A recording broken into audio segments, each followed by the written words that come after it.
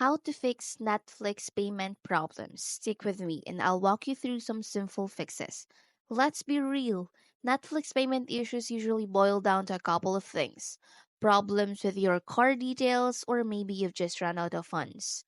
The important thing to know is that you are usually better off fixing this outside the app. So grab your laptop or phone, open your web browser, and head to their website.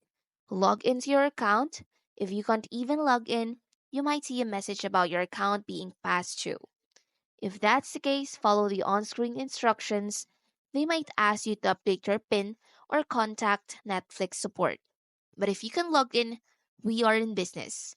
Look for your account settings. You should land on a page with all your billing information.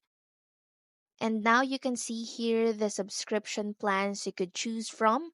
If there's problem with your card, this is where you'll fix it. The easiest solution is often to subscribe to a new plan and add a secondary payment method, a different credit card, debit card, or even a PayPal account. Add the new one and then you can try removing the old one to see if that solves the problem. Hopefully, one of those steps worked.